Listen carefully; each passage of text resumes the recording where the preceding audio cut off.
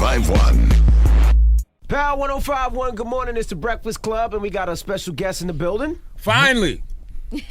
Can you smell it? Absolutely. Wake and bake all day. Absolutely. Rick Ross. The biggest boss. I'm here, baby. What's up, brother? You already know we hustling. It's that time again. I know you party hard, so I didn't know if you were going to get up.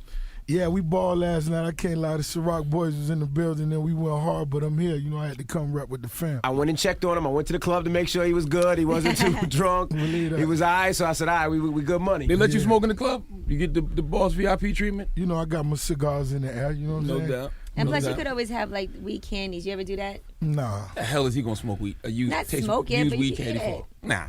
Not what he's used to smoking, weed candy ain't going to do nothing for you. Yeah. It does it to me. Ross recently released 2 new records.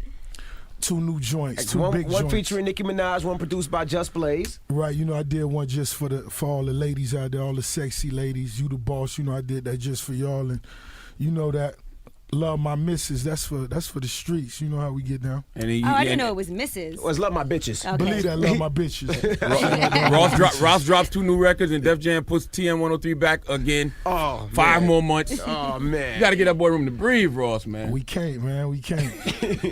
But you do have a solidified album release date now. December 13th is the official release date for my album, God Forgives, I Don't. That scares me. You don't forgive, ever. You know, the game ain't fair. It's the way the game go. You never had a situation where somebody did something crazy and you forgave them? Come on, of Ross. Of course we have. But just overall, don't be expecting nothing out here. I think that's the best way to rock. So that means you and 50 will never be cool then? It's a good chance. No. Have you seen him since all of that went down? Never. If you ran into him in New York, what do you think would happen? You know, I can't speak on that. You know what I mean? It was a little uncomfortable. I was in Vegas doing a show in Vegas for MTV, and I was DJing, and Lloyd Banks was performing. And right before Banks got there, in the VIP section closest to the stage, was Rick Ross.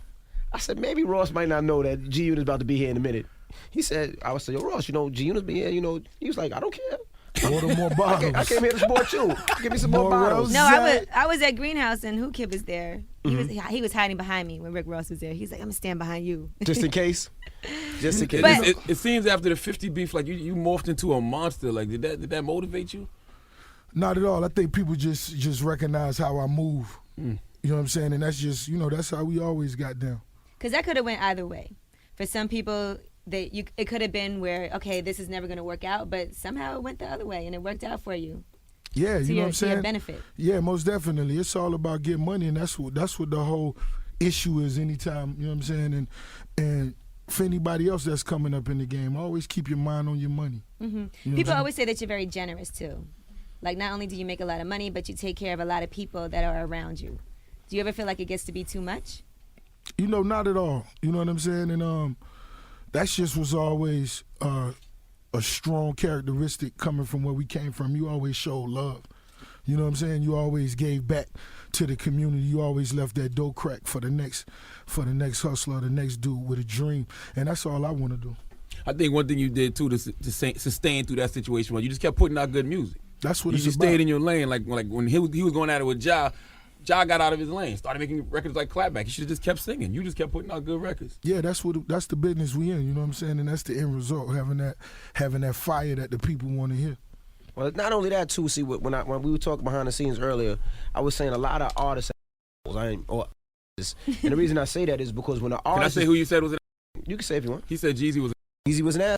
And the reason I said that is because when he was popping, he was one of those artists that you couldn't touch. Same thing with Ja Rule. Ja Rule was the same way. He was one of those artists, when he was popping, you couldn't touch him. You couldn't ask for a freestyle. You couldn't ask for a record. You couldn't ask for a song. So now when he starts going down, the same people you were ass to on your way up, now you expect them to help you, and they like, for what? That's what happened with Ja. You sound like you want to call him a boy. Go ahead. Ross did it 4 times on someone's mind. You might as well add a 5th to it.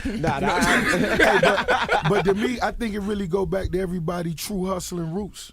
And when you really understand the hustle and the grind, you know the kind of relationships it takes to really go to that next level. Just like the same way in the streets, you know what I'm saying? And that's how we apply the game here.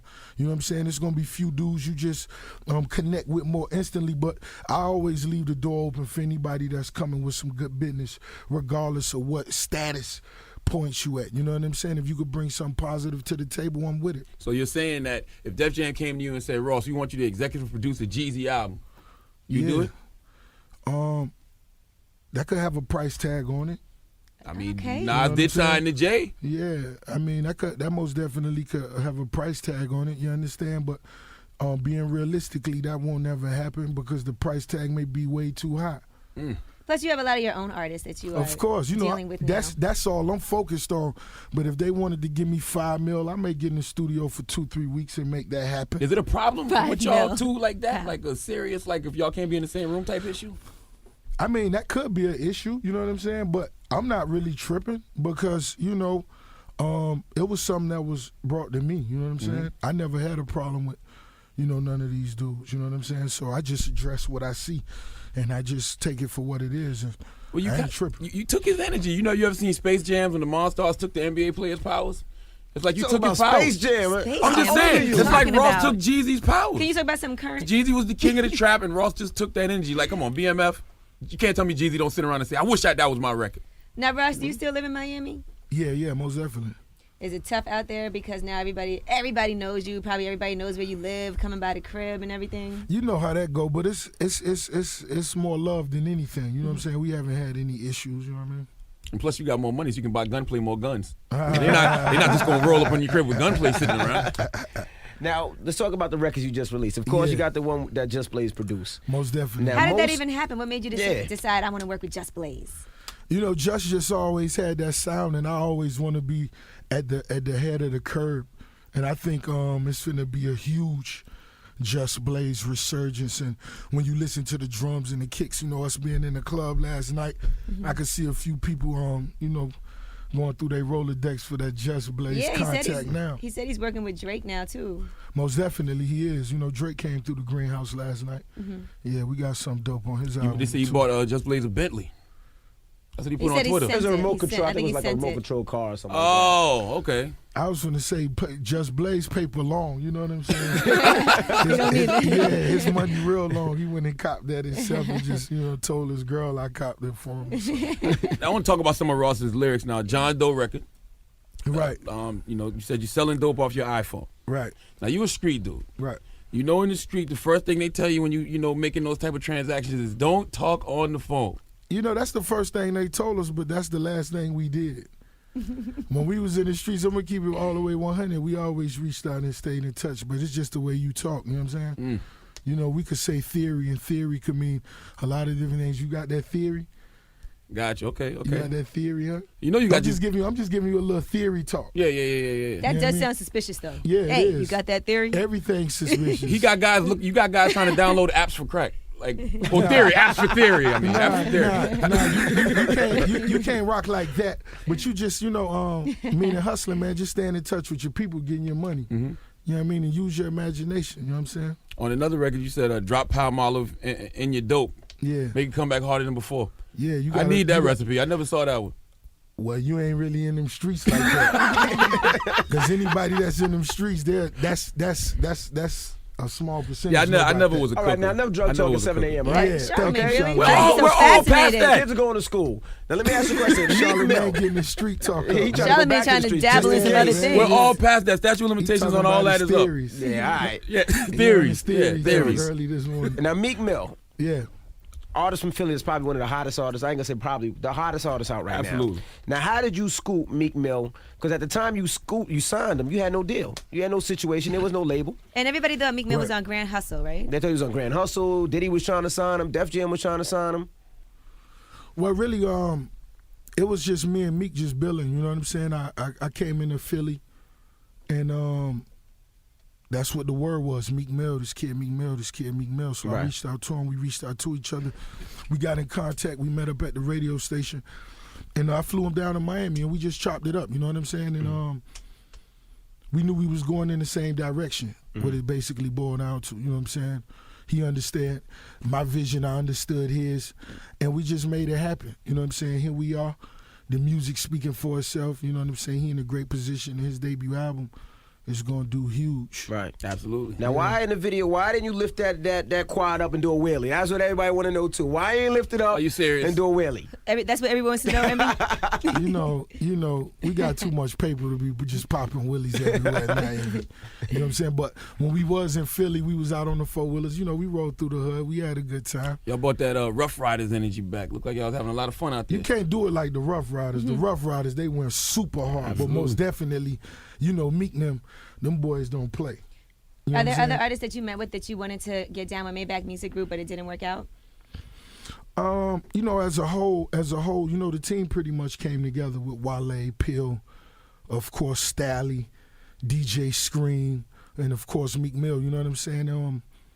You know, I'm always looking at new artists, and it's a lot of dope artists that's out there. And you know, we may make a move or two in the future, but you know, as a whole, you know, everybody that we sat down with, you know, everything came together, man, and it just feel good. We all making dope records. You know what I'm saying? Everyone's been mentioning French Montana. Right. Is that happening? It's a possibility. Shout out to Frenchie. You know, I just flew him down to Miami. We just had a good conversation. You know, we got in the studio and we finna try to work some things out. Every time he flies someone to Miami, they sign. I don't know what you do to them out there. Nah. I've been in the club with these guys. I can see why the guys would sign to the label after. You know at Maybach Music, you know, it's just all about your work ethic. You know what I'm saying? That's what we based on. It's not nothing else, because everything else gonna come. The records, the music, all that's gonna fall in place. It's just all about your work ethic. Yeah. If you that kind of hard worker that I could see you getting up, going at it every day, ain't no days off.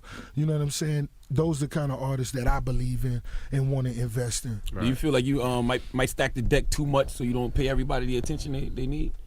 Not at all, because I feel like everybody pretty much gonna carry their own weight. You know what I'm saying? It's just all about collaborating and having ideas. You know what I'm saying? And having strategies and really just staying consistent. You know what I'm saying? I think that's what, you know, me playing the sidelines, I think that's what my swag is. You know what I'm saying? And just letting everybody stand on their own too and shine, you know, the way they're supposed to shine. Right. Now let's talk about Kreayshawn. Now she said some remarks about you, and then you guys approached at the MTV Awards. Now where does it stand now? Man, you know, we back to getting paper. You know, I wasn't tripping from the jump, you know, but we just did want to clarify, when you on Twitter, when you on blogs, you can say what you want to say, but you got to get that memo that you can't come to the shows now. You can't really just chill like that. Right. You know what I'm saying? And that's all it was with Shorty. We wasn't really tripping on Shorty. But you can't touch Kreayshawn, though. You got to touch her. Not at all. We that's why, you know, nobody did touch her. You know what I'm saying? But we did want to say what's happening. We here. Because in the courtroom, she going to come in the courtroom with her hair straightened, the nice dress. And be a theory. Yes, a little white And girl be a with big theory. black gangster rapper. Yeah. And they going to put you under the jail. Yeah, it's going to be a theory. Now, you mentioned, like, you know, social networking sites. And, you know, they always like to come at you on the social networking sites about the whole, you know, CO thing. Did that bother you? Not at all, man, because, you know, where I come from, smart is the new gangster. Absolutely. And if you don't know how, you know, real hustlers get down, you don't rock with that. You don't know how that go. I can understand. You ain't got to rock with me. But we going to get money on this side, and we going to continue to win on this side. Absolutely. Are there people with from previous situations and beefs and everything that you had that kind of didn't mess with you that you still don't mess with from that time period?